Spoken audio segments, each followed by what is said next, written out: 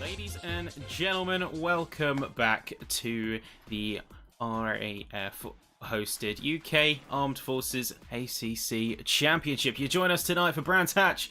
I am feeling a little bit under the weather, so I do apologise if I've been swallowing a little bit of gravel before this broadcast. However, I'm in good company to make up for it. Nathan Richards, friendly face, and long-time commentary partner. Good to have you on the broadcast, mate. How you feeling? Brands Hatch, it's a good place to jump in. You're starting pretty close to home, aren't you? Definitely. Very excited. I mean, I looked at the calendar and I was kind of hoping that Brands Hatch was the one for tonight. And luckily it was, because it's a track that unfortunately I don't get to commentate over, because normally I'm over on the F1 game or a bit of iRacing. So Brands Hatch is not normally a game I get to commentate, a track I get to commentate over. So it's going to be exciting to see what the drivers can do there. And the grid as well, quite a decent grid, which will also make it very exciting. So very, very happy to be here tonight. Yeah, I'm certainly looking forward to it. We've had a pretty decent championship up until this point. We've had 3 exhilarating rounds to take us up to this current point. We had the Nürburgring, we had Watkins Glen, and then Zolder last week. But tonight, as we say, you're joining us here at Brands Hatch. Now, let's take a quick look at the standings. Of course, has to be done. And the key story is a certain Mr. Wrench is taking a swing and taking the lead of the championship. 56 points under his belt in that McLaren, and he's going to be stealing it from Tyrone, who had it a round or so back. So we got Berry, who is down in 4th, following being in a little bit further back in 2nd. And then Vernon Higgs is another driver to watch out for, getting a healthy boost from 5th into 3rd. Then you can see the rest of the top 10 currently sitting there. We say Berry, Leslie, King, Lee, Worley, Farrier, and then Mac as well. Looking to the second set of the standings as well, we have got ourselves a few different faces as well. You've got Gibbs, Sharp, Cleland, Powsland, Rum, Lewis, Steele, Fitton, and Gladwell making it positions 12 through 20. And then to round things off, it's Davidson, Lemon, Kelly, and then Dingo, along with Welsh, Palmer, Story, Simpson, Payne, Brown, and Howe. 31 cars adorn the field. And I gotta say, the interesting thing for me is that fight at the top. We've had a pretty interesting squabble, particularly Zolder. That was a round to end all rounds, because we saw fighting across the pack. Yeah, definitely. I did have a look at a couple of the past rounds as well, and to be fair, it does look like we have some really good racing. Very competitive near the front, and also, as we always like to see, very competitive in that midfield and near the rear of the field. But yeah, definitely a driver I'll be keeping an eye on is Wrench, of course, with a win and 2 third places. The only driver to get 100% podiums this season. So very excited to see what he can do tonight. And also, very intrigued to see what Tyrone can do, because he's in my favourite car, which is a Bentley Continental 2018 GT3. It's not the best because it's not that quick, but I really do like it. It's one of my favourites, so I'll be rooting on for him in that car. But yeah, very close championship fight, of course. 12 points, separating the top 2. And then, of course, Tyrone, we have Vernon Higgs and Berry. Only 4 points separating those guys as well. Yeah, so there's a lot of close quarters combat in the championship. It's still early days. We've still got quite a lot of rounds to head into the rest of the season. 12-round season. We're only a third of the way through, technically, but it's going to be a good one. So we hope you join us, as always. We're going to go trackside now, and seeing as you found a little bit of an early favourite in the Bentley, what's to say we don't go trackside with him now, eh? Let's see what he can do, of course, without a lap time yet, but nobody else, I think, has set a lap in this session. And here he is, Tyrone, in a very, very beautiful Bentley Continental GT3, just heading his way around the circuit. Of course, everybody out of the pits looking to set their first laps of this qualifying session. And, of course, we know what the standings say, but is there anybody here, Sappy, that has been exceptional in qualifying that we should be keeping an eye on? I mean, it's a fairly similar story to the grid for the standings itself. I mean, one thing to look out for, you can't really see it because we're here at Brands Hatch in the dead of night, but that is a chrome pink Bentley. So going one step further, really bringing the extravagance to the track. and he'll certainly be one to watch as well as many others. I think we've seen some standout performances from a couple of other cars, but let's take it on board now. Tyrone is going to be starting his lap here, and he makes his way down to Paddock Hill Bend.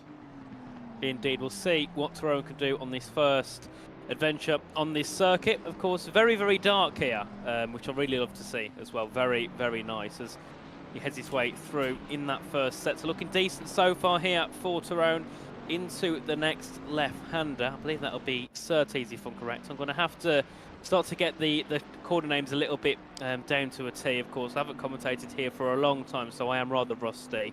Getting used to some of the corner names, and that's a big slide heading out to the left-hander, and that's going to cost Tyrone a little bit of time now, heading down towards Hawthorne Bend, so we'll have to see what he can do, and hopefully can recover this lap. A 31.6 it says in the first sector. Let's see what he can do here in sector 2 as he heads down towards the Westfield Bend here, just carrying it through. Of course, in this car, difficult to take some of the corners because of how heavy it is, and this track is medium to high speed corner heavy, so this will be a bit of a struggle here as he heads down towards Stirling. Straight shot, making his way down under the footbridge, and final corner here. That's Clark now sweeping down before curving in. Use that camber to your advantage. Use that little bit of banging. That's got to be what you've got to use in your pocket. Cross the line, 24.950 comes out from Tyrone. Current fastest time is going to be going to Bailey Vernon Higgs. So that is going to be a 24.3 and a solid initial showing. We have 19 cars out trackside tonight. We have got some drivers who have yet to set a time, just finishing their runs now, like Jack Simpson. He's got a 35.3, but of course that's not representative of his pace. There's not going to be anything that we can see yet to indicate a major split in the field. But let's see what happens now. 35.3, 24 to beat. It's going to be across the line, 24.7. Indeed, as we did see as well, Berry going up to the top there in the number 87. A decent lap by him here, of course, to take that provisional pole away from Vernon Higgs. Simpson up into the top 3 too. A very nice opening for him, and also Tyrone as well, down in P6, considering how well they're doing in the championship. Quite a surprise to see them down in P6 here at the moment, but I think everybody now looking to get their first laps in. Most drivers have set a lap here in this session, and let's see what sort of laps that they can look to improve on. As we can see there, James King jumping up into second place there. Another great lap by the number 23 is Matt Steele, as I think collided with the barriers there. Yes, a Farrier is going to be making his way under the footbridge, making way past the other car in the barrier. No relation. Final corner, Clark curve once again, taking it a little bit too far to the outer side, and a little bit of grass there. They're going to nip it ever so slightly. They're going to cruise through. Not going to be getting that improvement on this run, but time is still going to be on their side. A 126 lap is going to mean that most drivers have at least 5 or 6 good chances in between installation laps, should they feel it necessary. But a lot of drivers are committed and running things hot. Let's turn those deltas on now that we've had a few laps to get ourselves acclimatized. And one thing that's clear right out the gate is that the gaps are all over the place, but one who is fit to watch, Powsland, 26.7, but already about half a second up. Indeed, looking decent here for the McLaren. Of course, a few cars in the way. We're trying to flash them so they can move, so he doesn't have to worry about approaching any cars as he heads his way through into the final parts of the lap. Of course, Hawthorne Bend, then in towards Westfield Bend here for George Powsland as he heads his way through. A very nice job, of course. The GT3 McLaren is a very, very quick car. Of course, in the high-speed corners, it can carry through quite well. It hasn't got the most downforce, but it has got quite a lot of stability, as we could see Powsland there slightly running off the road, and I believe that is an invalidation, and it certainly is. So Powsland will have to look to go again the next time round. I think in terms of improvements, we can see Jack Simpson is up by a couple of tenths here so far in P4 at the moment, so we'll have to have a look to see how he's doing as he heads his way through the final part of the track, heading into Stirling's, into the braking zone. A nice job there. So we continue on, and that's going to be Lee there, jumping up into P4, improving by a decent couple of tenths on his lap. And, well, it seems like here, Slappy, we have a really good fight for pole position. Yeah, 23.6 from Glynn is going to be the time to beat here, as Vernon Hicks has a 0.8. Simpson goes in with a 24.3, so solid improvement, but not quite enough to get within that striking distance. You've got James King in the Vantage, making his way down through Sterling's, and then going to be making his way through into clearways under the footbridge and sweep into the right for one last shot. It's going to be a tight corner there. It's a lot of time that you can gain with a good exit, but it's about a 10th up on average. So it's going to be a 40 or 24.080. It's not quite going to be in the 23s, but it's getting mighty close. And I feel like someone is soon going to be the third driver to crash through that barrier.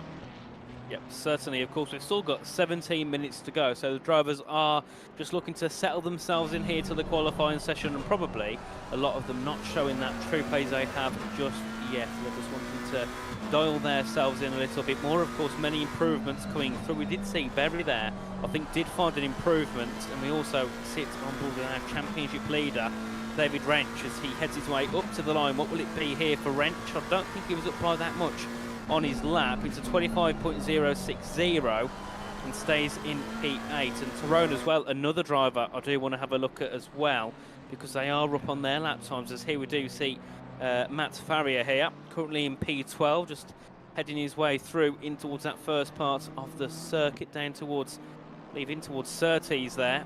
Very nice job so far here by Farrier in the BMW. Up by 0.4 of a second already, so on a really decent run here, as he heads his way down towards Hawthorne Bend into the long right-hander. And yeah, not looking too shabby here for Farrier, so we'll have to see what he can do by the time he gets to the line. Could be a top 5 possibly. Yeah, it could be on the boards for a top 5. Just got to keep it under control, particularly as he arcs out to those wider corners into Sheens, and got to be careful of those inside apexes. You can very easily get that car unstable on the curbs. Sterling's looking smooth. About a second up, so 25.3. I don't know why I keep doing that. I guess I'm going to have to get my eyes checked, but 25.3 on the cards. Potential to push that even further, as Tyrone has just gone through with a 23.615. Can we see anyone bring a challenge? 25.1 for Matt Farrier, and then David Wrench is going to go into P8 with a 25.060. Solid improvements across the board right now. A lot of drivers are looking to push that envelope, although some have had a bit of a rough session. We're looking at Craig Lewis right now. He seems to be struggling with that car more than most, as he's dipped his way left and right. He's currently having a bit of an issue. I think you've seen him a couple of times in the background, where he's not necessarily had the easiest time keeping it on course. And you see just there, invalidation, cuts the apex and then arcs out too wide onto the grass. Indeed, and I've got to say I'm quite surprised there for Lua, because he's in a decent car. The Ferrari certainly goes well around here, so surprised to see him down in P15. But here we have Bailey Vernon Hicks, and we also have James King also heading up to the line here. Could be a chance to take pole position away, as he does go into second place. 7 milliseconds. 23.622. Only 7 milliseconds there separating those. Wow, I had to say something. 7 milliseconds. That's not even the blink of an eye, and you're seeing the difference between two cars. We really are going to see a spectacular fight at the top end of things, I think, tonight. It's going to be beautiful. Oh, I think it's that lemon there with the yellow. Was it just because of his the colour of his icon? Because I did see yellow flag come up, or is that just Lemon's colour? Because I noticed Vernon Hicks has got yellow as well. What does that mean? No, I respect the connection, but that is a local yellow flag. Fooled me the first time as well, but yeah, no, I'll have to get used to everything.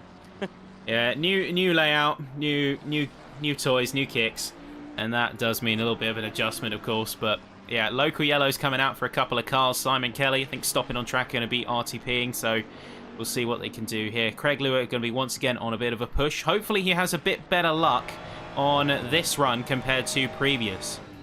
I think at this point he just needs something safe. Don't overdo it. You're already a second up. Just bring home that improvement and you're already going to be bringing yourself much closer to the pack. Oh no! Just a bit too much. Overcooked it through Sheens. And that outside grass is punishing for that Ferrari. It certainly is, and yeah, he just needs to find a bit of time. If he can do that and get himself a bit closer to the top 10, then near the end of the session he can go a bit for a a lap which has got nothing to lose, can just push to the limits of the car. As we do see here, Wrench is apparently up by 6 seconds, but I presume that is on his previous lap time that he set, because he's currently his last lap was a 1:30.9. So yes, that is based off his previous lap set, not his best lap. Otherwise he'd be looking for well, it'd be inside to the 8 of the 20s, which would not be. It'd be a bit confusing, wouldn't it, seeing that high up? I mean, it'll be me asking questions about who installed a jet thruster in that 720S. If we're looking at potentially a 117 under that bracket, although he is encountering a bit of an issue. That issue is Bentley flavoured, as he's currently stuck behind none other than the number 15. But that is going to be, or did I read that right? Is that the number 15? It's like trying to get a bit of sense of this, as we have got a Bentley up ahead. No, that is Simon Kelly in the number 821. That was their position in qualifying. And we see Reg is going to go around the outside, 25.942. So he did lose a lot of time being stuck behind the Bentley. That could have potentially been a new run. Certainly, and look at that that's that lap done, but a ton of head down in towards Druid's corner. But here we can see Peter Davidson in P11 at the moment in the McLaren, doing a decent job here, up by about 4/10 here in that middle sector. So let's see what he can do as he heads to the line. Will it be an improvement of position up to P7 there for Davidson? So a very nice improvement there. And now right on the back of the lap time of Jack Simpson, who of course was up in P2 earlier on, but has not been able to set any improvement, so he's now starting to drop a little bit further down the field. Of course, our top three is Tyrone, King and Berry at the moment, but Vernon, Hinks and Leah both very close behind, and certainly will be looking to try and fight for pole. As we can see as well, once again, David Wrench is up by multiple seconds on his lap, so I think he must not have a good lap on the board at all, which is a surprise for our championship leader. Yeah, so well, one thing's for sure is that we have got some familiar faces towards the sharp end of qualifying here. We're teetering on the line of 10 minutes to go, which means that we are going to enter that final phase, that all-important, I think, not to steal the F1 terms too much, but I think you affectionately call it the banzai phase almost, as everyone is going to be trying to give absolutely everything to commit to their runs. But we've got Tyrone up at the sharp end. Wrench, curiously, is down in P11, so we'll hopefully see some improvements from him. I think the timing board is still having a bit of a moment. He's still saying that he's invented quantum teleportation rather than displaying his actual split to his best time. But we'll hopefully see that resolved. A couple more cars now coming through. Powsland is going to get an improvement, 25.750. That's enough to push him up past Cleland into P14. There's Simon Kelly out the outside of Paddock Hill Bend, and then a couple more cars soon to come to the line. It is going to be Matt Steele who's going to make his way up. That's the number 16, and it is going to be his installation lap. No time here. In fact, invalidated on the previous run. You also have Mark Gladwell, familiar face, as we've jumped onto him in the broadcast a couple of times. He's had his spotlight, had his day in some of the battles, and curiously, is a bit of a lone wolf in that Lexus. Certainly is. Down in P19 at the moment, they're up into P18, and I think the only Lexus taking part here, if not only one of a few. And does move up one position there, a 128.137 there for Mark Gladwell, as we do see David Wrench. Where will this lap time put him to the line? Will it be pole position? Yes, it will. A very nice lap there by David Wrench, 123.175. So that's got to be, what, 3 or 4/10 over to Ronan King there. Very, very nice indeed. And it's just sometimes for some of these drivers who are a bit near the top, it just takes that little bit extra to get that perfect lap in. And you can see, look at that gap, over 4/10. There you go. Now we've got the times available to us as we're in the final 10 minutes. There is going to be a lot of pressure on the field now. They know the gaps around them. Key hotspots, you're going to be looking at the P9 to P11 mark. In particular, George and Lemon, they've got identical times, 24.882. The only reason George is ahead is either a fraction of a millisecond or he just set it first. So there's going to be a lot of pressure on that mid-pack. Even just a 10th can launch you all the way from P11 to P8. Indeed, and I'd imagine that all of these drivers have more than a 10th in the bank, so it could even be higher than that at this moment. But we can see here Ethan Lee is currently teetering with that improvements and non-improvement here. He's just on the edge of his delta. He's a 10th down on his lap, but Jack Simpson is up by 4/10 here, so could be looking to try and jump up into P6 now as we head our way down in towards Stirling Sea with Ethan Lee, then in towards Clark Curve at the final corner. And we'll have to see, will it be an improvement here for Ethan Lee? Still on the edge of his delta. He's currently 10th down, but could find time in the final corner. That's Simpson there, I think, going a little bit wide. Across the line goes Ethan Lee, and I don't think it's an improvement here. No improvement. About a 10th and a half down. And that's not going to be enough for him here. Meanwhile, Jack Simpson is going to push himself up into P6. That is a solid improvement from him in the Huracan right now. Many other cars are going to be weighing up their next moves. Some are in the pits. Lemon, Pausland, although he's making his way out, and Gladwell, all currently in the pit lane, but they're going to consider their options. Remember, you get your installation lap. You've got about 2 to 3 good runs, and then you might start to feel that pressure a little bit, or any more than that, and you risk your fuel playing too much of a weight factor. So it's all about the balancing act and about when you want to deploy your car for the final time onto the track. Indeed, as we do see here, Glenberry is up by a little bit of time here, up by just over a 10th at the moment, but has got a car ahead, and hopefully that number 30, I think it's number 13, doesn't get in the way as we head our way through, and that's one of the cars going off. That was the McLaren, I believe, but Glenberry still continues on, but because of that has lost a lot of time, so isn't going to be looking for an improvement here. Bailey Vernon Higgs is up on his time just by over a 10th here, so we'll have to see what he can do, as we'll see whereabouts he's on the circuit at the moment. Then we have Davidson, Cleland as well, all on improvements. A lot of drivers finding time here with just over 6 minutes to go, and we can see Bailey Vernon Higgs heading down in towards, I believe, Druid's Corner. Back on the power again as you have that long back straight in towards Hawthorne Bend, and here is Luke Cleland in P15 at the moment, but he's up by 7/10. Could be looking to jump up to P13 here as he heads through Clark Curve into the final corner, and then of course a short dash to the line. Let's see, what will it be here for Luke Cleland in P15 at the moment, looking to try and jump up into P13, does so with a 125.257. And then also, it'd be nice to see what Simpson and Lee can do, because they're both up by 3/10 here. You can see Matt Steele making a bit of a jump and going to leapfrog Gladwell into P18. Meanwhile, those two, Simpson and Lee, now coming through, both in the relatively same part of the track. There's the number 72 and number 821. That's Davidson and Kelly, who are currently triggering a local yellow. So that's going to be Davidson in the pits. Kelly is still going to be out on track. Cleland is going to be stopping on track as well. I think he's going to return to the pits. Simpson's lost a good chunk of time, but Lee is on a charge right now. Simpson, in fact, has invalidated, meaning they will not keep this run. Round through the final corner here. Lee is going to be a bit too close to the edge there. It's going to just about hold it together. It's still an improvement, though. It's a 23, sixth car to do so. 0.865 and a strong P6 indeed.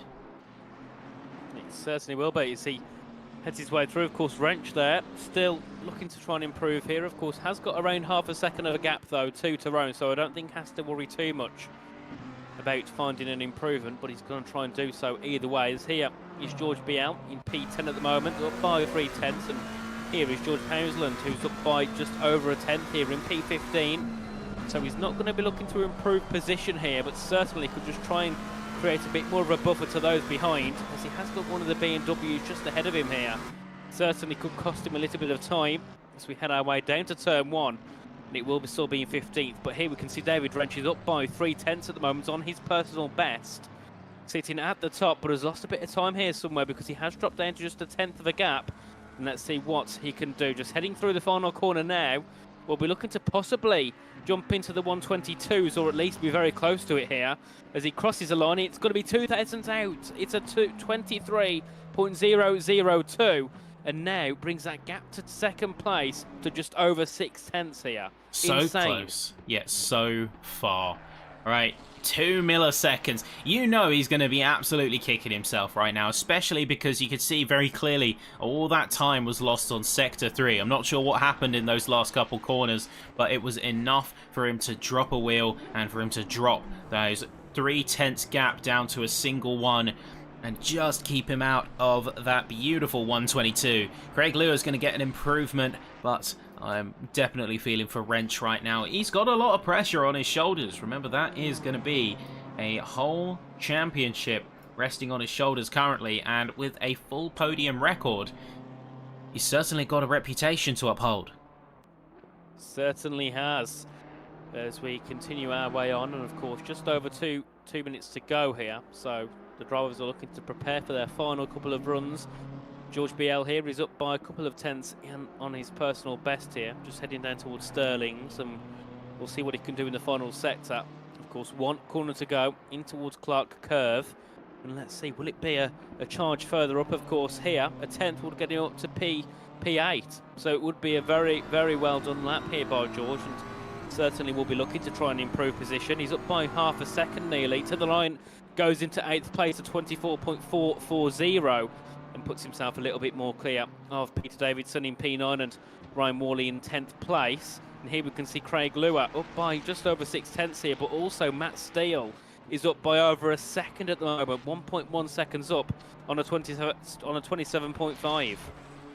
I'll say, I've really got to hand it to Lua. He hasn't had the strongest start here in the session, but he's kept his resolve. He's just kept going and going, setting time after time after time, lap after lap, and he's brought that gap down. While he is still P16 out of 19, it really speaks to his resilience, to his resolve, that he is still pushing those times and continuing to make improvements. He's finding his groove on the track, and I have infinite respect for that. So he's really showing us to be a formidable competitor, even if he's not at the sharp end of pace. He's got the drive for it in spades. Powsland coming up to the line. 24 on the cards, get to .987. That's enough for P12. Davidson is going to be coming up to the final sector now, as well as the camera is trying to play catch up. He's going to be making his way through in that McLaren, the number 72, with the white base coat, black accents, and a little bit of red just to keep things going and keep things spicy. Now making his way under the footbridge, that is going to be through Clearways and into Clark Curve. A little bit wide there, just brushing the curbing on the final corner, but he powers out quite nicely, and a 24.8 quickly becomes a 24 flat. It's only a single position, but that's brought him right in contention with the rest of the field up to the front, and that is the thing that matters. He's got a buffer and a bit of a safety net from falling out the top 10. Indeed, as let's see what Davidson can do. He's down by 7/10. Lee's down as well. Bury is up by a little bit of time, and so is King, of course. P2 and 3 and 4 are separated by only a few thousandths of a second here, so let's see what Bury can do as he heads his way towards the line. He's up by, well, nothing at the moment, but I'm sure he can find some time as he heads to the line. Does find time, but doesn't improve on position and stays in P4 for the time being. It's the smallest of margins, and qualifying is officially over, so we can see a lot of drivers have now headed into the pits and will not be returning out. Last runs to be completed. You can see Berry with a little bit of a celebration, P4. A bit of a celebratory spin, which means last chances, and oh, brutal hit as George gets a little bit of lift off oversteer, making his way out of Sterling's, and that is going to be his run as good as abandoned. Matt Steele is going to get another solid improvement, but he's gone off the track. He's not going to commit fully to that run. Last one coming out here is going to be Craig Lewis. He's going to be last on the field. You've got the number 72. Peter Davidson heading into the pits, as well as the number 23. That is going to be James King pitting in, meaning that Lua is the last car to set a time after Matt Steele is going to be out of this one. We also have the number 63 of Ethan Lee, but he's significantly down and has not managed to succeed this time. So Lua across the line, and then that is going to do it. That is time. And here we go, folks. So, as we go back to normal view, we have our top three. First off, it's the number 1 car, David Wrench, followed by Tyrone in second, and James King in third. think it's only fair we take a bit of a grid walk while everyone is getting set up.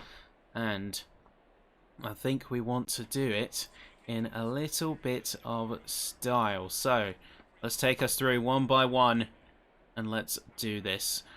It's got a little bit of gold accents with a bit of purple. David Wrench in the number 1 with Tyrone in the chrome pink. Number 69, Bentley. James King, turquoise and grey Vantage in the number 23. Is going to be your third place spot, with the second row being completed by Glenn Berry in the number 87 Carbon Mercedes AMG. Bailey Vernon Higgs, it's black white with a little bit of green, giving that brawn vibe.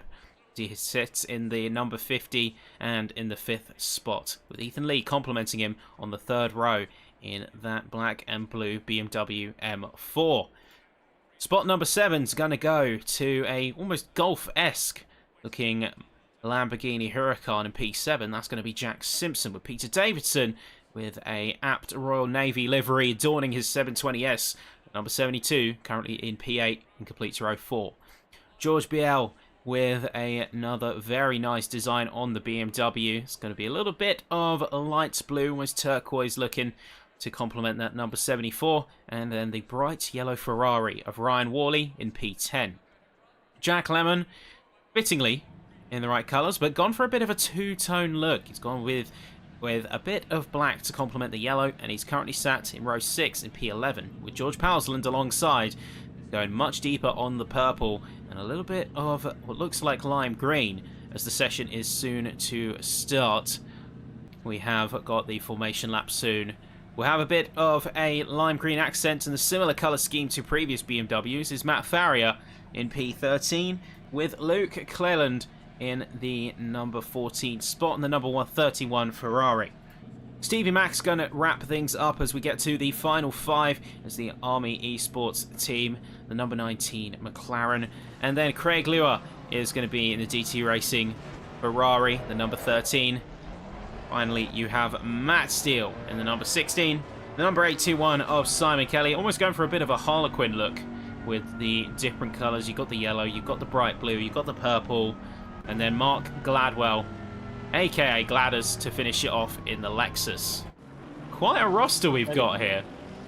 Yeah, a very, very big roster indeed. And to be fair, so actually surprised to see such a variety of cars. I'd expect drivers to kind of pick what cars we'd expect to be quick, but no, lots of many different cars being used here this evening. So great to see such a variety, and we'll have to see what happens here for this first couple of laps. Of course, going to this one, you've got an hour's race, so it's not the longest, but it's not the shortest. So making moves on that first lap, I wouldn't advise going for stupid sends. If the move's on, go for it, but I wouldn't recommend going for silly sends, not on the first lap when you've got a whole race ahead. And of course, drivers like Tyrone, of course, can kind of play it a little bit more safe, because Wrench has got so much pace, the chances are he might not have a chance to be on the back of Wrench for much longer.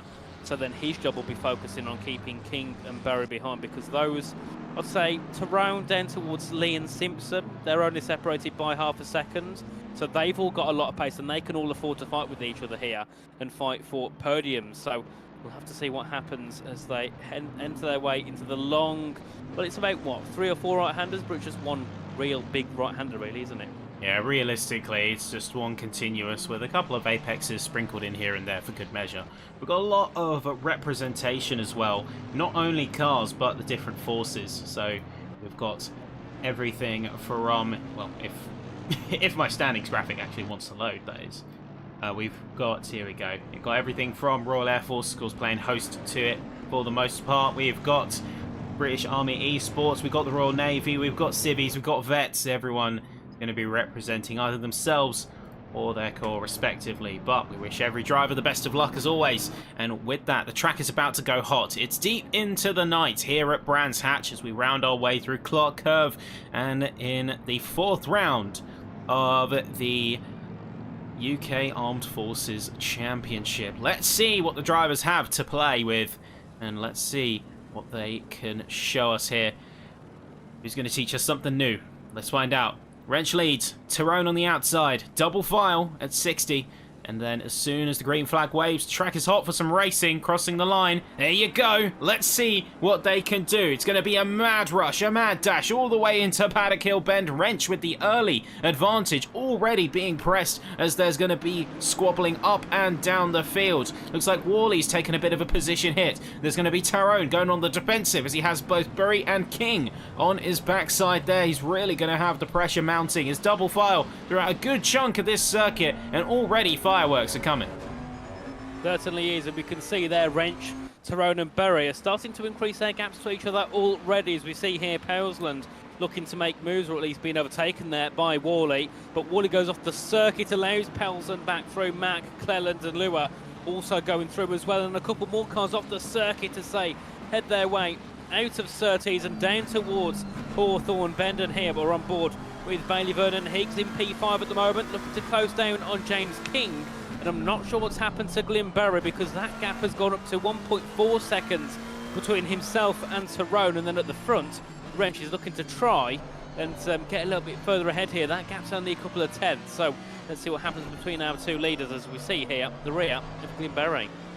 I say Bury is going to be under a lot of pressure. He's dropped a significant amount of time, and he's not had a good time whatsoever. We also see a similar story coming in for the likes of Stevie Mack. He's not had a good run. Luke Cleland's already peeling out a good amount of a gap. Oh, actually, no. Correction. Cleland is the one struggling with his Ferrari right now, and he's not having an easy time with that car.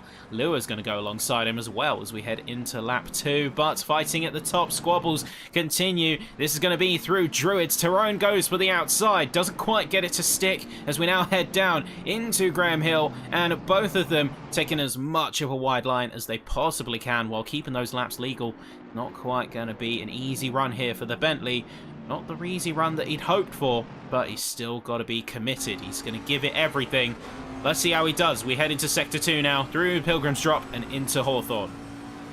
Indeed, a great little battle so far, and you can see Tyrone just looking to put his nose there to see if there's an opportunity. Of course, he was a little bit too far back, but it's all about applying pressure onto the car ahead, and of course that being David Wrench at the moment, a little bit deep, heading through out of Westfield Bend. They heading towards Sheen's Corner very shortly, and then of course down into Sterling's at the braking zone. A bit of a slide though there by Tyrone, and has lost a little bit of time in the Bentley. Of course that has allowed Glyn Bury to close up a little bit more, along with James King and Bailey Vernon Higgs too, as they head their way into the braking zone. And I believe further back we've got yellow flags. That's Peter Davidson. I think Worley and Farrier have also got themselves involved in that one.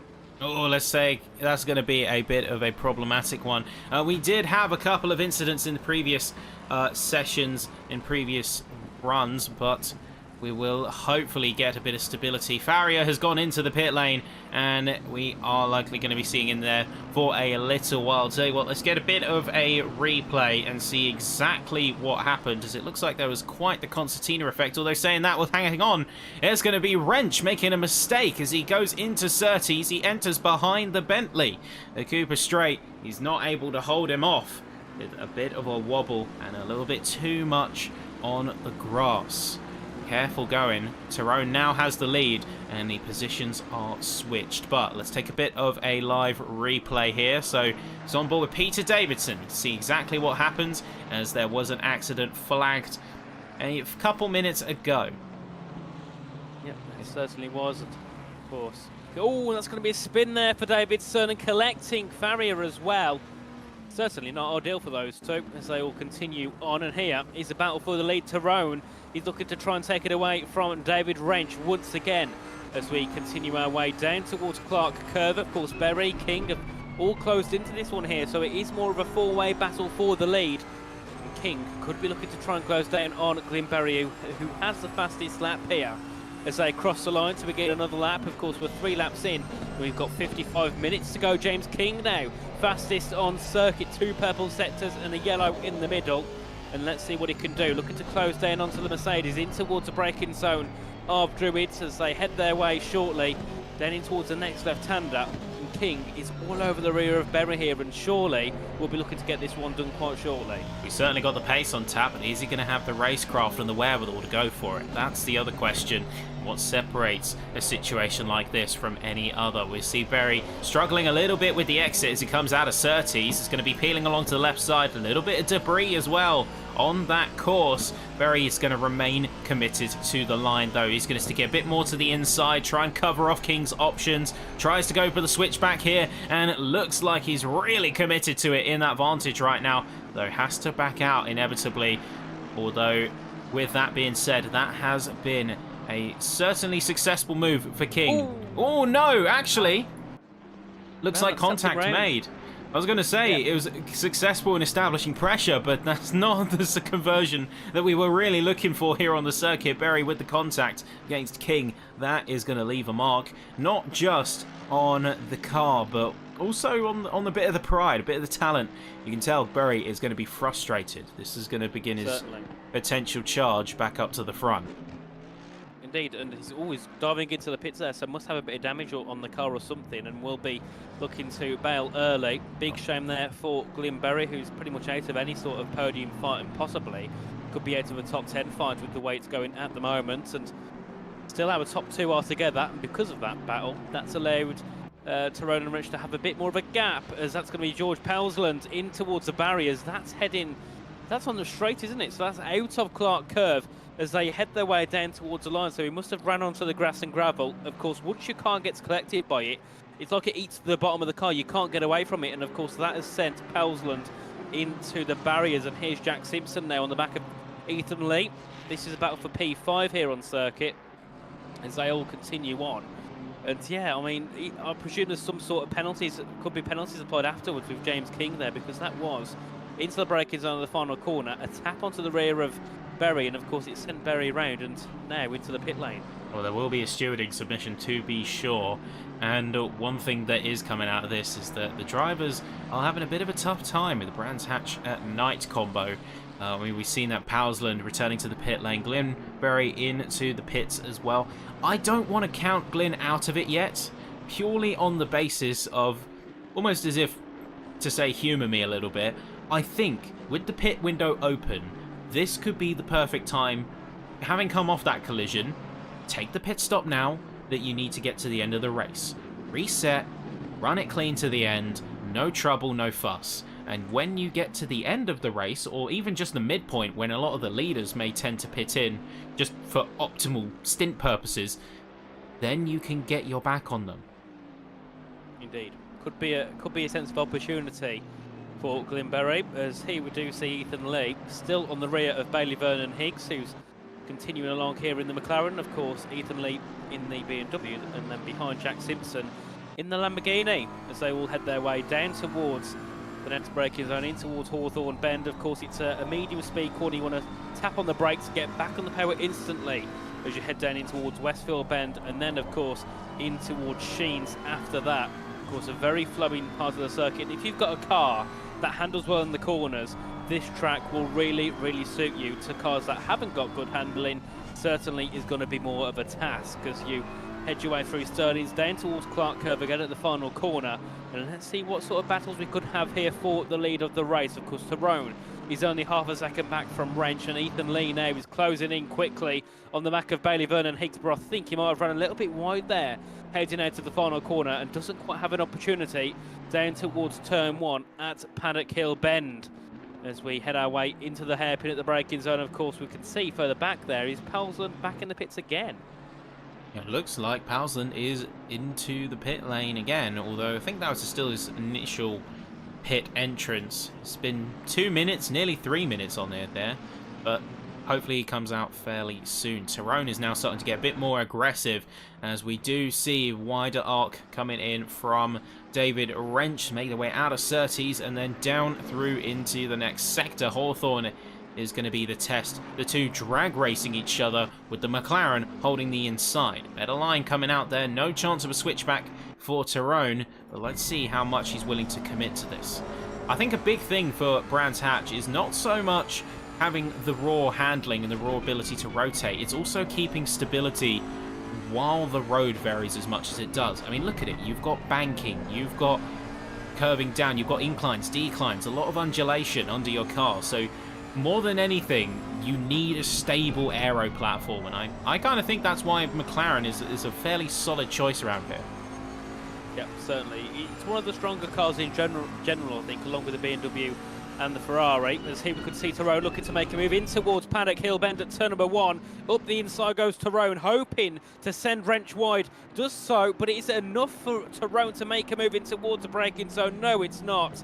And David Wrench still in the lead, but you can see the type of moves that Tyrone is making is more trying to scare Wrench. You can see there flashing the headlights into the next corner, trying to tell him that I am there and I will be looking to make overtakes here in this race. So Wrench has got a lot of work to do here over the next 50 minutes. And the good thing is, because of the gap to King and the gap to Bailey Vernon Higgs, they both have an opportunity to battle a bit more. They haven't got to worry about being sprung upon by those behind. So this could be a really interesting battle all race long as they head their way into Hawthorne Bend. It's still Wrench and lead ahead of Tyrone in second place. This is what I love about a situation like this. You've got two drivers clearly at the peak of their game, and they're going to be pushing each other to the limit.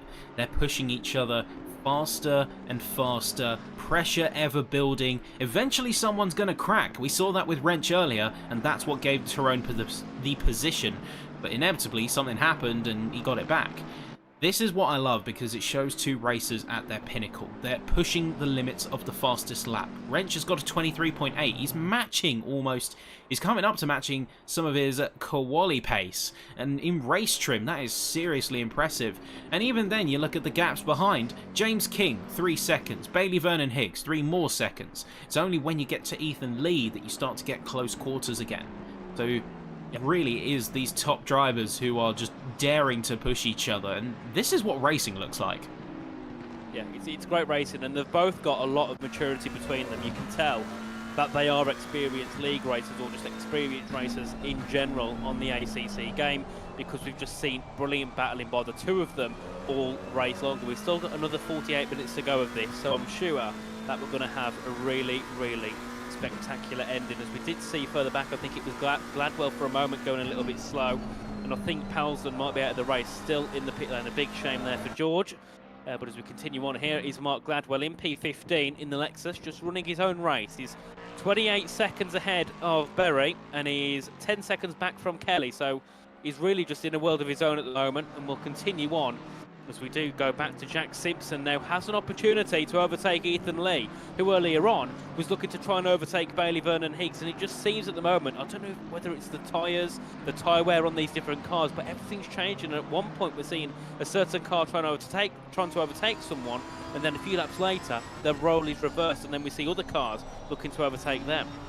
I think there's also a question mark about the racecraft of the course and where you can go for the overtakes. I think it's one thing to have the pace, but it's another to find the right place to execute, and no one wants to be taking risks, especially this early in the session. We're not even a quarter of the way through, so where maybe you get to the final 10-15 minutes and there's a completely other argument to be made. It's like, yes, we're coming up to the end, this is where you want to go for the sends.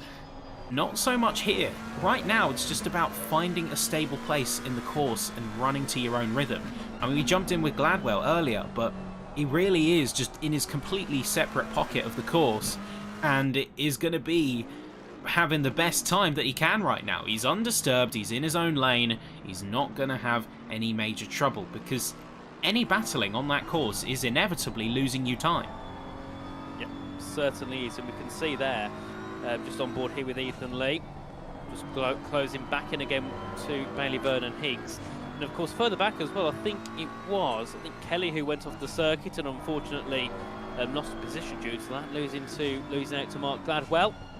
And let's see what Lee can do. Of course you can see the rear wing of Ethan Lee's car, of course, under pressure here by Jack Simpson too, who's looking to try and close in himself and make some moves in this race. Of course, what's happened there to Tyrone? I've missed that, because that gap has increased now to over 2.5 seconds, and James King is starting to reel Tyrone in here. See what the session holds for us, as we now have Jack Simpson heading into the pits, going to be taking his pit stop now, getting it relatively early rather than waiting until it's too late. Get too embroiled in a fight on the course and you can see yourself in a bit of trouble. So I think it's a smart decision. It's a smart decision to jump in when he has, get himself into running condition for the rest of the race, not trouble himself too much with drivers around him. And then, like we're seeing with Gladwell, like we'll see with Glynn potentially further down the line, just run in your own pocket. Not going to be in the way of anyone, and not going to have anyone in the way of you. Certainly not, as you can see there, Matt Steele looking to try and steal a position away from Luap, who's up into P11 now, so both of them could be looking for a top 10 here in this race. And I had to get the pun in. I feel like it was the perfect time to get a pun in here. And, well, what's happened there to Tyrone again? That gap's gone up to 5 seconds. So they must be battling hard here, Tyrone and King, because, unless it's just a bit of a glitch there, because the gap shot back down again. So I'm not sure what's quite going on there. But all we know is that Tyrone has lost time to Wrench, and now King is right on the back and looking to try and capitalise off this here. Mistakes being made by the guy second in the championship. I know we have seen in the past, Wrench has had a bit of a loose relationship with the timer, but it is genuine. He has peeled out at least a couple of seconds to Tyrone. We don't have any reports to suggest that he went off track or there was a severe incident. Maybe he just had a bit of a wobble and he lost some speed out of a couple of corners. Either way, this is an opportunity, as King is now within striking distance. He's within half a second, and it has certainly got a lot to gain from this challenge. Certainly has. You have to keep talking because I've accidentally launched over. Yes, I need to shut it down quickly. It's lagging the PC out. Oh dear, technical gremlins that you have, eh? There's a reason I'm on the production. But King goes a little bit wide there and trying to keep it under control. I think this is another trap that everyone has to be very careful of. Now watch King and where he's placing his car. He's overdriving it. He really is overdriving the car in the pursuit of keeping up with Tyrone. It's very easy to get caught up in this and not necessarily consider the limits of your driving, the limits of your platform, and ultimately where you can get yourself caught out. We've seen King now lose a second, where if he just ran consistently, he wouldn't be in this spot. He wouldn't have lost as much time, and too much time lost can bring him under fire, as Vernon Hicks could still be there too. Don't overdo it. Certainly could be. Yeah, but I think the great thing about this race so far is we've still got how long left, and we've been in here now over 15 minutes, but we've still got 1, 2, 3, 4, 5 battles on track here. And there's also other battles that will start to come into fruition as well as the race gets along. So there's many, many things to keep an eye on. As we do see Stevie Mack into the pit lane here from P8, promotes Luke Cleland up into P8 himself. And of course the McLaren now into the pits, and I presume here there is a mandatory pit stop, or they just have to make one because they can't get to the end. So I reckon that we'll see everybody into the pit by the time we end this race. Of course the pit window is only open for 37 more minutes, so they've got to get their pit stop done within that time. But if you forget to do it in 37 minutes, then that's your own fault. It'd be pretty hard to forget, wouldn't it? Yeah, I mean, it'd be a tough one to miss, wouldn't it? But now this is where we get to an interesting point in the race. One thing to mention too, we can't go much further without mentioning that's contact. Kelly and Gladwell having a bit of a run-in, and Gladwell's basically going to get pitted, intention or not. That's pretty clear cut, as we do see Gladwell eventually re-emerging into P16. We do have a bit of a problem, as now he's going to be very close to other cars, and that previously clear surface is now being overrun as he's been brought back into traffic. He's already struggling. Certainly is, and I think as the race gets along, drivers will start to struggle a little bit more. Of course, that tyre wear will definitely ramp up, and that will make it a bit more difficult, especially on those rear tyres for the cars such as the BMW, the Ferrari. They don't like heated tyres, they don't like worn tyres, so that will be something that those drivers have got to be careful of as they get near the end of their first and probably 2 stints. But as we head our way back down into the braking zone once again shortly with Ethan Lee on the back of Bailey Vernon Higgs. Of course, this battle has been brewing up for around 10 to 15 minutes, and well, shortly I think getting to the moment where it could actually start to become a real battle for position, because Vernon Higgs is starting to lose time, starting to make some minor mistakes here around the circuit, and allowing Ethan Lee to close up as they head their way shortly down in towards Stirling Corner. And let's see what Ethan Lee can do on the back of the McLaren in the BMW M4, and also we can see further back there, that's Lua on the back of Simpson for P11, so it'd be great to see what's going on for that battle for P11, and then also Gladwell making the move ahead of Stevie Mack.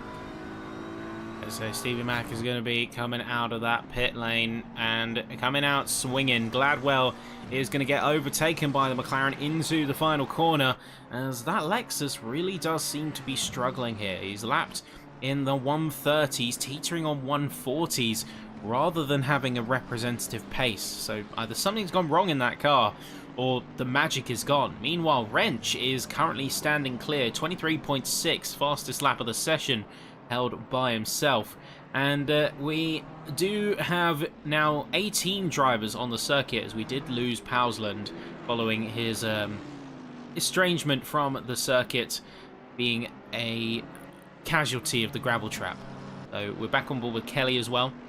He's got about a second behind Cluneberry, and we'll see if he's going to go for any more challenges. Now, Kelly's got to be a little bit careful here. While we haven't got the full verdicts on all of the incidents from round 3, and oh, bit of a power slide coming in there, which they actually managed to catch, so points for style.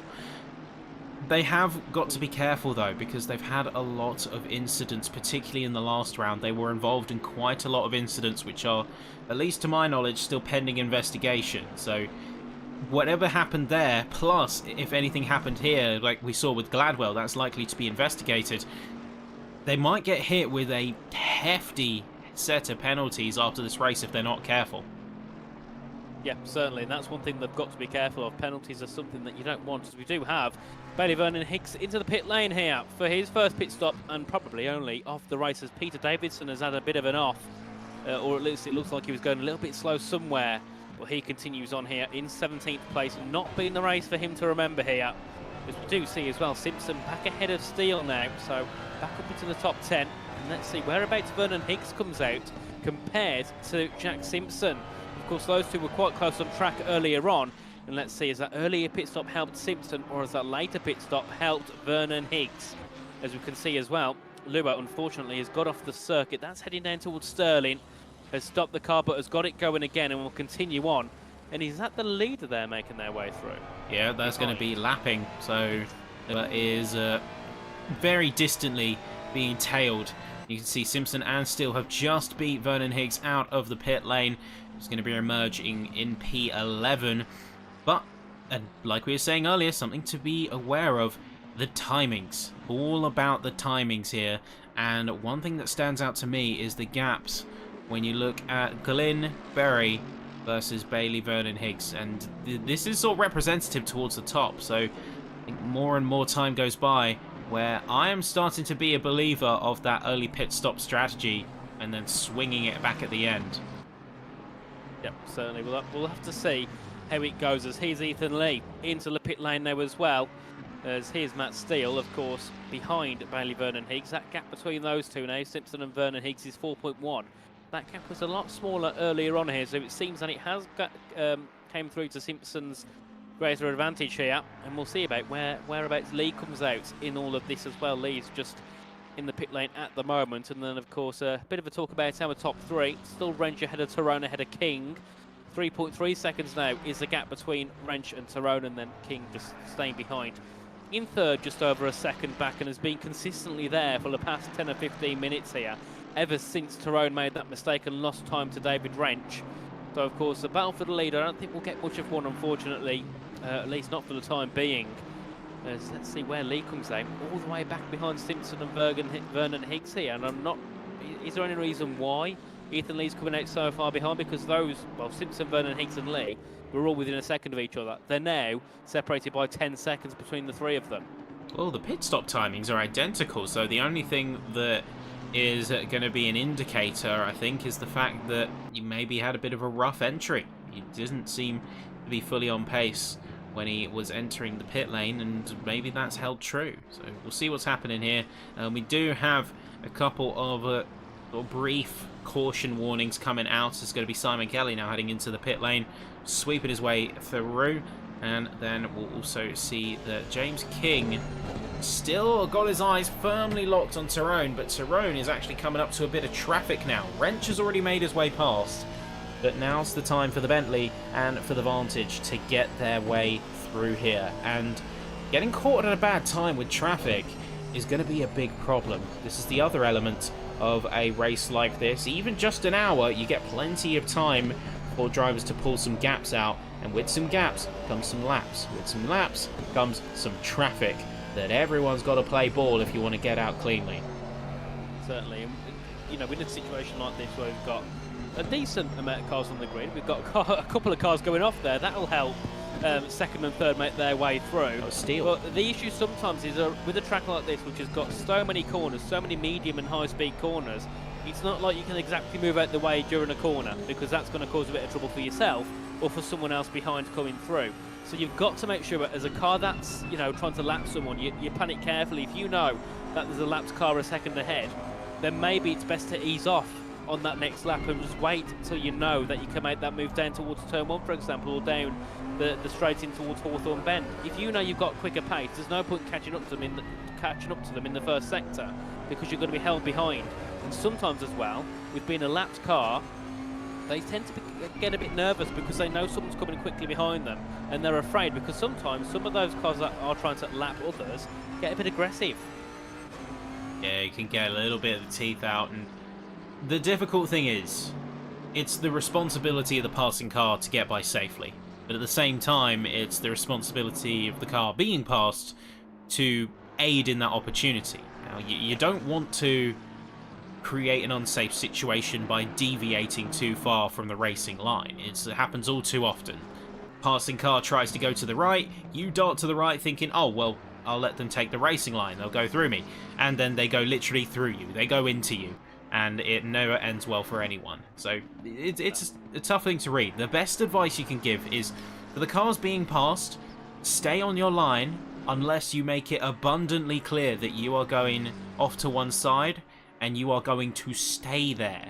If you're, for example, if French was coming up to a back marker right now, he'd want to stick on the racing line, and he's not going to go for anything rash or drastic unless he has to. So it's about that almost between car communication, making sure that everyone gets out unscathed. Yeah, it certainly is, and it's all part of race management, and it's something that drivers don't really realise until they get into an endurance race, of how much race management matters. Of course, I'll do a bit of racing here and there, and recently I was doing a bit more iRacing, and sometimes you'd do a 2 or 3 hour race and you'd have multiple teammates, and until you get into it and you realise there's 30 other cars around you in different classes and there's lapped cars, you don't realise how much it matters to get it right as well, because you lose so much time trying to unlap yourself or to get past lapped cars, but also you can get into incidents, and we have been getting into incidents a few times on occasions because of miscommunication, firstly between engineers and the drivers saying which way to move, but also the different cars on track as well not knowing which way to go. You especially see it when you have different paces of cars. I mean, I look at, if you want to take a real life example or another franchise example, you look at endurance racing. You have your hypercars, and then you have your GT3s or your LMP1s and LMP2s. There's got to be there's almost an establishment of a handshake almost to make it clear, right, I'm going to go here, you are going to go there. We are going to stay in those positions, be that wide, narrow racing line, until the move is completed, and then we'll be as we were. It's something that you need to get right, especially if you want to race at a higher level. Indeed, as we do see a couple more cars into the pits, that's going to be Steele and Lua. Glyn Berry, who pitted earlier on after an incident with James King, is now up into the top 10 again, and is actually right in the rear of Ethan Lee, as Gladwell has had a spin somewhere, or at least had a local yellow flag a moment ago, but will continue on. James King is into the pits now, so it's going to be curious to see where he comes out compared to Simpson, Vernon Higgs and then Lee, but also Ethan Lee, 16 seconds back from Bailey Vernon Higgs, so could it be something to do with tyres possibly, or over-fueling as to why they've been in the pits so long, because that has created such a large gap when they were all battling for position around 20 minutes ago. But here we can see Glyn Berry on the back of Ethan Lee. That move I don't think will be that far away from being made. And then we also see as well Ryan Worley is into the pits. James King as well, just coming out of the pits right now, and that is going to be a fairly smooth run there. So now coming out in P7, just behind Vernon Higgs. I couldn't tell you what's happened when it comes to Berry's current position. He's certainly still in good standing because he's got technically only 4 other cars ahead of him. Tyrone is in the pits. We'll see where he comes out, of course. But Wretch is still going to be out there. George is going to be still out, although now coming into the pits. And then Lemon is the other car who is yet to turn it in. But we're at the halfway point of the session, which means a lot of drivers are going to be coming in looking for that quote-unquote optimal strategy and optimal pit time. Lemon's going to stay out along with Wrench, but Worley and Gladwell are both in the pits too. They certainly are as we head our way down towards Hawthorne Bend. Berry now bringing that gap down. James King as well, right on the rear of Bailey Vernon Higgs. So that could be a battle to keep our eyes on. Tyrone as well is now in the pit lane in the number 69, who was, of course, in second place before. And, well, before he's pitted, and now Lemon's in there temporarily. But, of course, Tyrone will get that P2 back. And Simpson is now up into P4 ahead of BL. And let's see, whereabouts is Tyrone compared to the others? As at the moment, yeah, Tyrone is 1 second ahead of Jack Simpson. So this could be an interesting battle because Simpson was nowhere near Tyrone earlier on and now is in P4 on the back of him. So this could be a battle to keep our eyes on, along with Vernon Higgs and King. The pit stop is the great equaliser. Similar to rain, it proves to bring what otherwise would be completely competitors in other worlds. It serves to bring them together, and we're about to see that in full force. We do see Simon Kelly briefly going off of the course, and is going to be having a bit of a wobble as they go through Clark Curve now, under pressure, as I'm trying to see exactly who that is just behind. I think that is one of the McLarens of, this is Stevie Mack, going to be trying to lap past, or get past the lap traffic. But yeah, Tyrone within a second to Jack Simpson. King within a second of Vernon Higgs, and then Glyn Berry. Ooh, bit of contact coming in there from Simon Kelly in the Bentley. As Stevie Mack does get his way round. He does have his way. And now has a bit of free running in order to catch up to Clayland.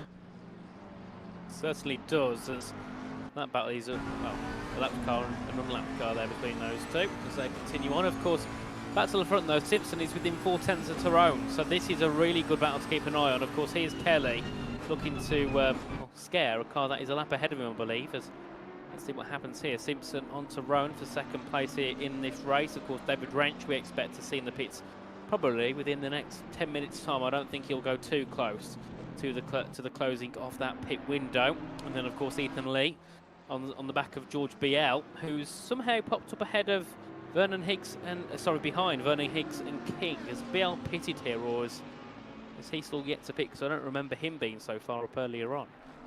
Oh, we have got pretty much everyone pitting in with the exception of Wrench now. So however you want to slice it, these are the standings as they hold. Going to be important to watch now as everyone is going to be challenging for spaces. You can see Lee and George both going for it. Now drag racing each other, heading through Pilgrim's Drop into Hawthorne Bend. They're both going to squeeze each other to the same position. It's going to be Beamer v Beamer, and in the end Lee is going to be the one left out. But we'll see, as I think these two have got plenty of fights left in the tank. I don't think this is done anywhere near yet. King has also got round Vernon Higgs, and Tyrone and Jack Simpson remain in close quarters, but nobody has yet pulled the trigger on the attack. Certainly has not. I mean, it's been one of those races where they've all been close together, but no one's been able to make a move, and it's a bit frustrating for the drivers, especially those who are looking to attack, because there's nothing they can do. They can't ever find an opportunity to overtake, even though they know they've got more pace than the others behind. I mean, look at the battles now. We had, obviously, everyone battling before. The pit stops came through. Then all the ones that we saw battling earlier are all within a couple of tenths of a second of each other. We've got Simpson, Vernon Higgs, Lee and Berry, all on the overtakes, all on the attack here. And that's just those in the top 10 as we continue our way down. And interestingly, I want to see whereabouts Tyrone will be compared to Wrench. But with the way that gap is at the moment, Wrench should be, I think, far clear, because he's in the pits now and the others are only coming through in towards Hawthorne, sorry, not Hawthorne Bend, the bend after that one, which is, I think, Westlaw Bend. Well, you'd be surprised. A good pit stop here is going to be taking you about 60 to 70 seconds, including exit time. So it's going to be closer than you might think. Let's check in on Wrench, see how quickly he's going to be getting going. You can see he gets back on the jacks. He's rolling, but it's going to be a close one as Tyrone is making his way through Clock Curve now.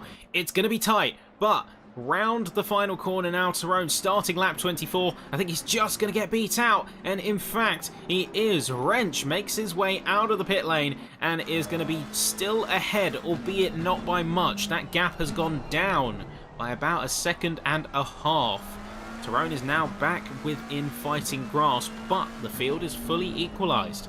Nobody has yet to take any more stops, so any stops from this point are either from miscalculations, be that fuel, tyres, etc., or to repair damage. But we've only got 20 minutes before those pit stop windows close. Yeah, we certainly have. As well, Tyrone's made that pit stop work. It's came out to his advantage because that gap that was over 4 seconds is now down to 1.5. So we could see a great little battle towards the end. But here's Jack Simpson, who of course is also in this leading squabble in P3 at the moment. Of course, was down in P6 at the start, has made his way up the field quite nicely. He's made that pit stop work, and now could be on for a podium or even a win here. As here's Glyn Berry in P7 at the moment, and the Mercedes, of course, closing down on George BL, who's in P6 at the moment. And of course, Berry was also in a podium spot earlier on with James King, but had a tap round. As there's Mark Gladwell having a spin, heading down towards Sterling, and I think that's where we saw Mark Gladwell have a spin earlier. So that Lexus not too happy with a couple of those medium to high speed corners, that one in particular being Sheen's. I think it's a bit of lift-off oversteer as well, because you start to think about setting yourself up for Sterling's as you come out of Sheen's corner, and if you lift off a bit too much, your rear axle can start to skate away from you. So we'll see if he can get that under control, but as it currently stands, about 25 minutes, just under 25 minutes to go, and things aren't looking good for Gladwell. He's P17, and it looks like we have Farrier coming in for a second stop now for whatever reason. We did lose Powsland, so they are going to be getting a DNF in position 19 for this race. But this is going to be the final charge now. Last third race coming up, meaning that everyone is going to have to start making the tough calls. How much they're going to commit to their positions. Tyrone seemingly wanting to push to catch up to Wrench and take the P1 spot and start to get himself back on the front of the podium. But everyone will soon have to make those judgment calls, and whether they want to fight ahead or stay a bit more defensive, confirm the position. Gladwell is heading in for pit stop number 2.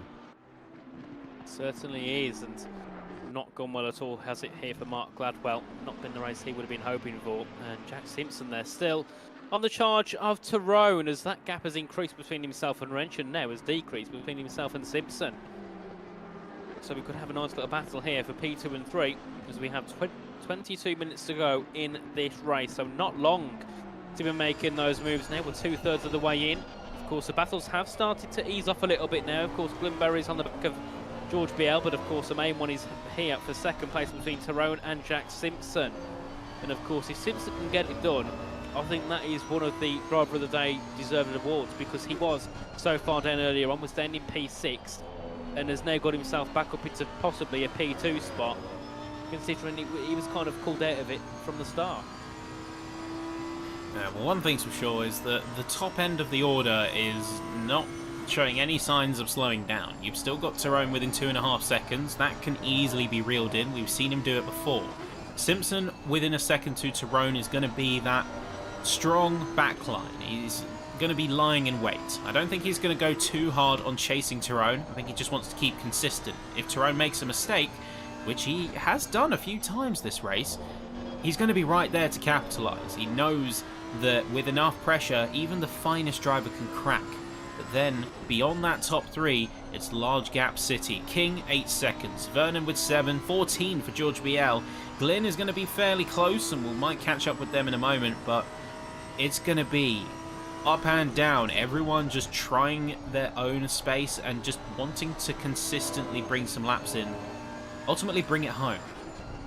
Yeah, certainly. I think, yeah, especially for those, I'd say in the mid-pack, who are just in the middle of nowhere. They haven't got that many cars ahead. Sorry, they haven't got much of a gap to the car ahead. They haven't got a little gap to the car behind. So they'll just be looking to drag it home really and score whatever points they can do. As Tyrone's last lap was a green, yellow, purple. So still got a lot of pace. And actually, Wrench has made a mistake or has had to get past the lapped car because Tyrone now is within a second of David Wrench. So this battle could still heat up. We've still got 20 minutes to go. So there's still a few opportunities here for Tyrone to fire up and try and get ahead of Wrench, who I believe is in the McLaren in the lead. And then, of course, Simpson behind in the Lamborghini. We still have a really good battle ahead of us here as we head our way down in towards Sheen's Corner, down towards Stirling after that. And let's see, when can Tyrone get on the attack? Because that gap is starting to come down even more now, 7/10 as they head down towards Clark Curve. Interestingly, back down at the other end of the field, Gladwell is in for the second stop, but he's been in there for about 3 minutes, so either there's some severe issues with his car, or this might be the signs of a second retirement. We'll keep monitoring, we'll let you know. Worley has had a bit of a hiccup as he's making his way up through the first sector, but Glenberry is running now very close to the back of George BL. This could be a sign that he is going to go for the attack, and he now wants to make this one happen. Enough lying in wait and enough time ticking by. This is what we were saying earlier about the aggression levels. 20 minutes to go means that we don't have that much time left in the session. With that, I think we'll start to see getting a few more elbows out than we were seeing in the first 10 minutes. Yeah, I think we certainly will, and I can't wait. I want to see a few more elbows being given out here in this one, as we do see Glenberry on the back of George BL still as further down. That's, I think, Peter Davidson, who's got past Craig Lubo's jumped up into P14 there in his car in the number 72. And then look at that gap again between Tyrone and Wrench, still around that 1 second. And I think Simpson knows he's probably not got the pace to overtake them with that raw pace. But if they make mistakes, if they get closed in, then it's Simpson's turn to attack and just kind of slide his way through, and hopefully for him, get another position higher. So he's just going to be sitting there waiting for something to happen now. Yeah, I think it's going to be a difficult one, especially for everyone who's trying to fight forwards. I mean, we look at Tyrone. He's been fighting with Wrench for the longest time. We look at Glenn. He's currently on the back of George. It's just trying to find the space to do it. And again, finding the space to do it doesn't mean necessarily confirming the move. I mean, we've got a bit of backmarker as well getting in the way. It's going to be Simon Kelly, who is forming a perfect wedge to the other Bentley of Tyrone right now, although he's had a major off and in fact skated across the course. Jack Simpson barely avoiding him. You just see in the back line, that could have ended in disaster. It certainly could have done. That's the issue sometimes when you have those lapped fields involved. Cars that are slower, more prone to make mistakes when the leaders are coming through. It does make it a bit of a worrying time for a moment. As there we can see Peter Davidson continuing on in P15. And I've got to say, for those such as Steele, Lua, Davidson, Kelly, who are nowhere near the front, it's great to see them continuing on, even though they've not really got much of a chance for anything near the top 10. Great to see them just drive along and get to the end of the race. S.A. Kelly is having a bit of a struggle getting themselves back on course, but yeah, they soldier forward regardless. They keep things going. They want to bring it home to the end, even though Kelly looks like he's having some major technical issues, either with his car or with his ability to control it. He's gone wall to wall. Hopefully we don't see him drop out of this one. We have seen a dropout. That's going to be from Mark Gladwell, so that brings us down now to 17 competitors, and with that is effectively going to be a final shootout on the track. Oh, where's he gone? We looked at Kelly, but he's disappeared. But here we can see Glenberry. Here's Simon Kelly back on track again. Obviously having a spin a moment ago. Peter Davidson's back into the pit lane and catching up to Kelly. I think he's a car trying to unlap themselves. It certainly is. That car makes their way through and they all continue on. And so that'll be Ethan Lee there in P8. Still confused about the pit stop, so I'll be looking to hopefully kind of figure out later on what that was all about, because Lee lost so much time and Vernon Higgs as well lost so much time. I mean, you look at the gap between King and Lee now, that was a couple of seconds before pit stops have been made. They came back out. It's now over 20 seconds. So, well, over 30 as well, I think, Neil. I don't understand it there. Big shame for those guys.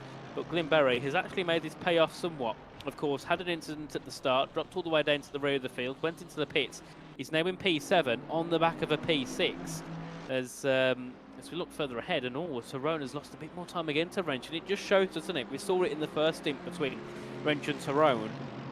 The gap stays so small for so long, but then eventually Wrench just starts to just slowly pull away and show a bit more consistency.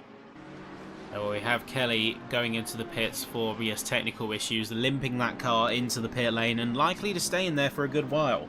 But let's see how they do. Davidson now back on his feet and back on wheels as he's going to be re-emerging into P15 here.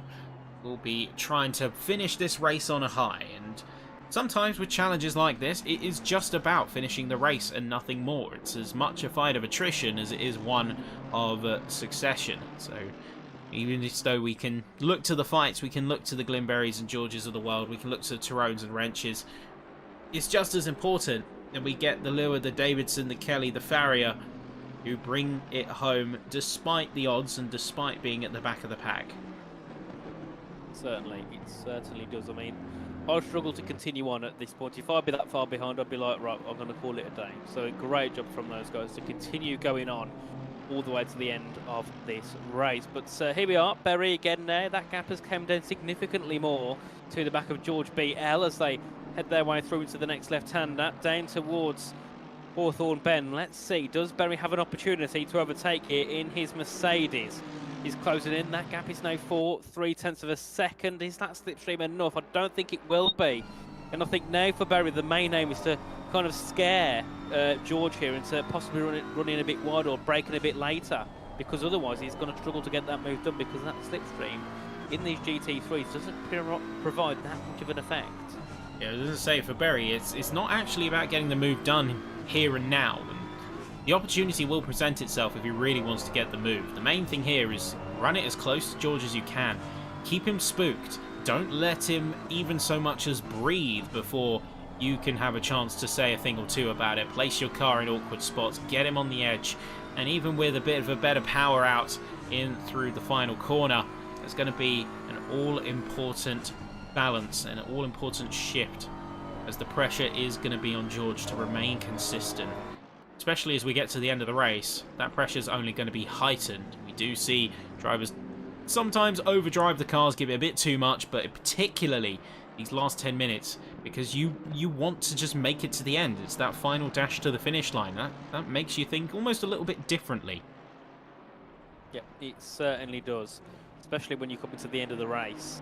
But let's see here what Berry can do. What can he do to get past George BL? It's been one of those quite frustrating moments here for Berry, because he's been behind him so long but just can't find that move, can't get ahead.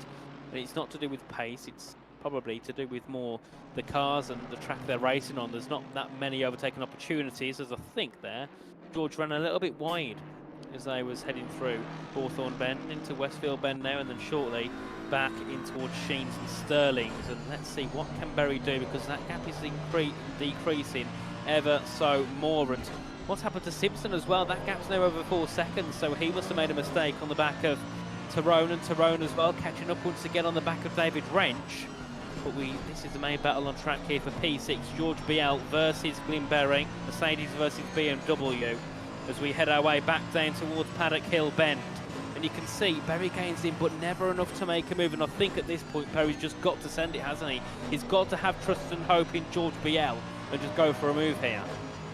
Well, he's whatever chance of a send that he had, he's kind of lost it now. He's lost that proximity, and pressure aside, is eventually, you're right, he is going to have to eventually just go for it, fire it in, not blindly, still got to consider his position on track. You don't want to get an incident, but he has effectively just got to fire it to the inside or the outside and see what sticks. He needs to really put something there that will get George on the edge, force him to react, because right now, as good as Glyn is doing of a job, it's currently just running the racing line. He's not actually having to deviate from standard running in any meaningful way. So there's got to be a bit of an upset here if he wants to take that spot. We're coming up to the final 10 minutes now, so it's basically go time.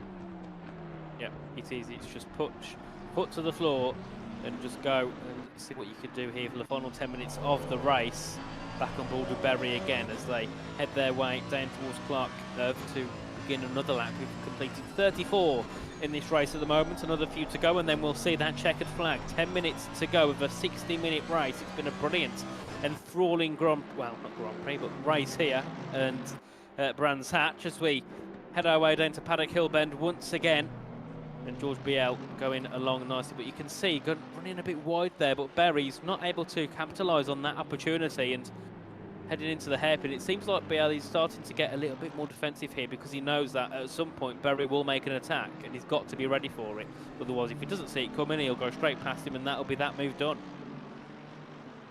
Well, it's certainly been a good run. Side note, I love it when you say Grand Prix, and I love that I can never let you live it down. So, I didn't know what to call it. Because it's not an endurance race, is it?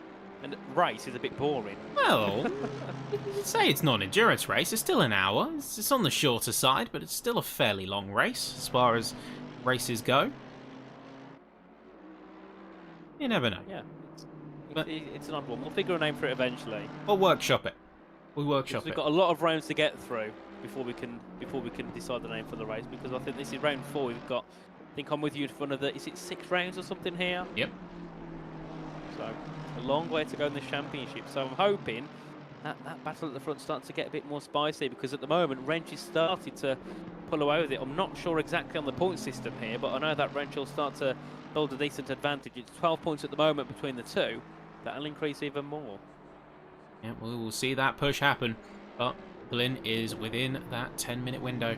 And now it's time to see who is going to bring the heat, as we see Ryan Worley actually sort of rotated around the course. That's coming out Surtees. He needs to get that car back on the right path, and managing, luckily, to do so without impacting anyone else. That's always the scary thing when you have an incident. You don't want to impact other cars, especially if you have a spin. That can have massive knock-on effect.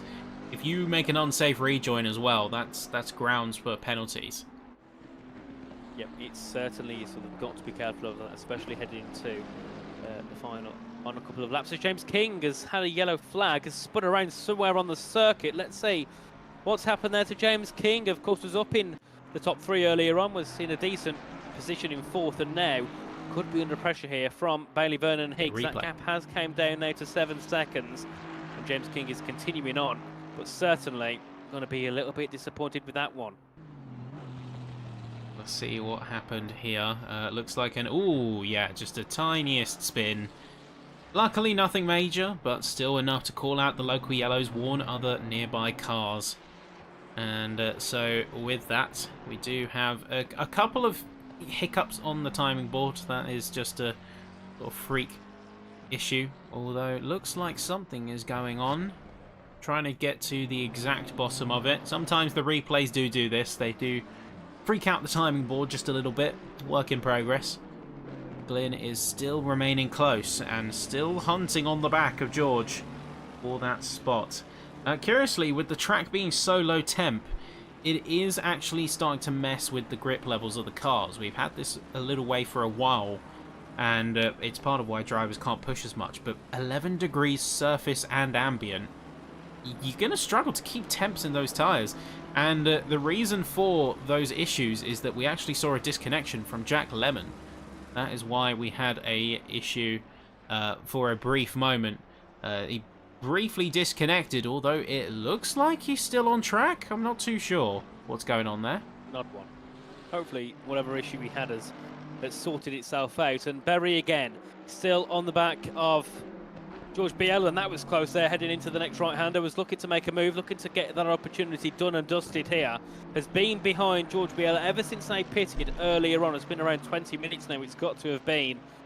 And you can see both of them acting, well, BL's acting a bit cautious here behind the back of Berry, and Berry's just looking to try and get his elbows out, looking to make moves, looking to try and jump back up into P6 before the end of this race as we head our way back down towards Paddock Hill Bend. Has Berry got an opportunity? Not on this occasion, but I feel like that gap is going to keep it coming down and down and down. Eventually, Berry's got to snap and go for it. As we continue on, and Berry's still looking to make that move as they head their way into the next left-hander, down in towards Druids. On the power they go once again, and that gap at the front as well. It's 2 seconds between Wrench and Tyrone, and another 7 back to Jack Simpson. Of course, that bit of a mistake early on has certainly cost Jack here in his chance of fighting for P2 or P1. And then, of course, James King, who went off earlier on, had that spin. Still, though, in a comfortable P4. Well, let's see what Berry can do here. Heading through in towards Hawthorne Bend, looking for that opportunity before Westfield Bend presents. Of course, no moves are ever going to be made into this corner. And still continues on as they now head down towards Dingledale and Sheens. And George Biel pacing the car perfectly before they head down towards Stirling. Pit window is closed as well now, meaning that it is officially the final 5 minutes. That's going to be the last 4 laps, roughly. Although, maybe 3, depends on where Wrench is in the circuit. Looks like he's just coming out Surtees, so that means we will most likely have 4 laps remaining of racing. We'll come through about lap 41, 42. Let's see how this session plays out, of course. But key notes, Tyrone, despite best efforts, hasn't actually managed to make up any time yet. We've got a couple of moments where he's got himself within a couple of seconds or even 1.5, but nothing within that major striking distance. Wrench has just been ruthlessly consistent this session. Yeah, certainly has. Just been continuing on, punching those times in, and just keeping Tyrone and Simpson even further back, increasing that gap every lap possible.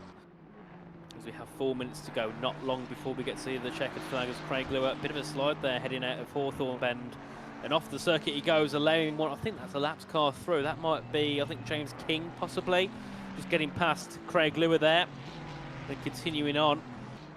And let's see what Berry can do, because that gap again, down to 0.3 of a second. It's critical here for these two to just battle fairly and get to the end of the race. I'd rather these two stay where they are then both of them end up spinning around because of an incident. And George Biel there onto the, well, for a second, was onto the grass.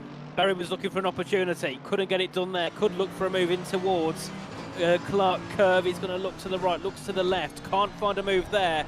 And Biel for now still keeps that P6 spot.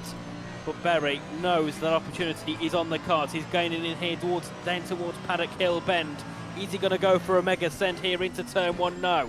Biel stays ahead. Yeah, Biel getting a much better line through turn 1 here on the lap, and this is the thing. This is something I'm starting to notice after observing these guys for a couple of laps. George tends to do really well on sector 1. Glyn tends to pull him back, but then again, Glyn can't actually confirm into a move. Certainly not as we get into the final sector. You get to those multiple right-handers. It's just consistency.